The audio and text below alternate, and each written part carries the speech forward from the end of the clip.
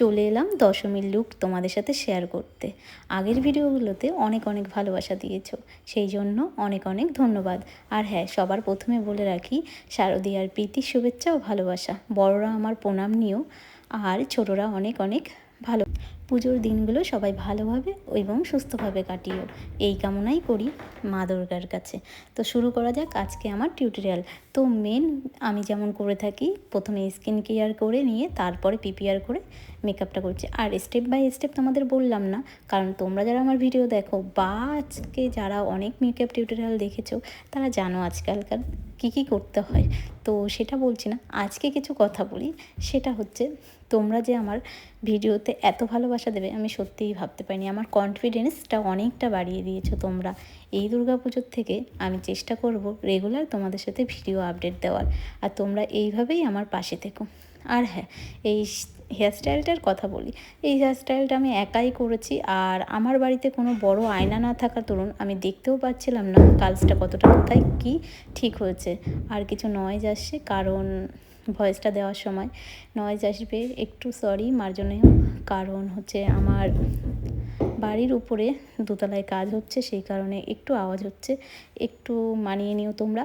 এবার যেটা বলছিলাম, আমার কোনো আয়না না থাকার কারণে একা একাই যেটুকু যা পেরেছি ছোট সেইভাবে করেছি। চেষ্টা করব খুব তাড়াতাড়ি একটা বড় আয়না নিয়ে তোমাদের সাথে খুব সুন্দর সুন্দর হেয়ারস্টাইলের টিউটোরিয়াল দেওয়ার।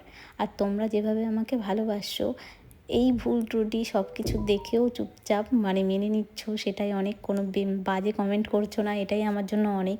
কারণ জানি সোশ্যাল মিডিয়াতে যখন কিছু ছাড়বো তখন মনটাকে শক্ত করে নিয়েই ছাড়তে হবে, যে বাজে কমেন্ট ভাই আসবে, কিন্তু আমার প্রোফাইলে তোমরা সবাই এতটাই ভালোবাসা দিয়েছো, তার জন্য অনেক অনেক ধন্যবাদ। আর হ্যাঁ, পুরো লুকটা দেখে অবশ্যই জানিও এই লুকটা কেমন হয়েছে। আর সবার প্রথমে বলে রাখি, আজকের যে আমি শাড়ি এবং ব্লাউজটি ক্যারি করেছি, এটা সম্পূর্ণটাই আমার মার। শাড়িটা আমি মাকে গিফট করেছিলাম, আর মার এটা ছিল। আর যে জুয়েলারিগুলো আমি পরেছি, এগুলো আমি পম্পাদির থেকে কিনেছি।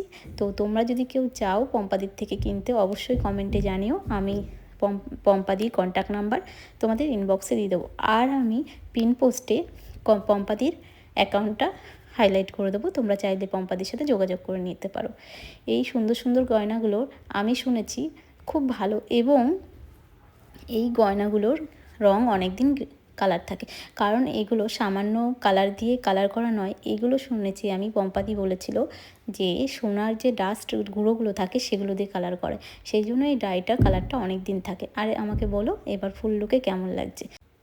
আমাকে কেমন লাগছে তার সাথে সাথে এই গয়নার কালেকশানটাও কেমন লাগছে, এগুলো সব আমি পারচেস করেছি, আগেই বললাম, পম্পাদির থেকে। আর তোমাদের ভালো লাগলে তোমরাও নিতে পারো। তো আজকের মতন টাটা, সবাই ভালো থেকো, সুস্থ থেকো। আর হ্যাঁ, পুজোটা অনেক অনেক আনন্দ করে কাটিও।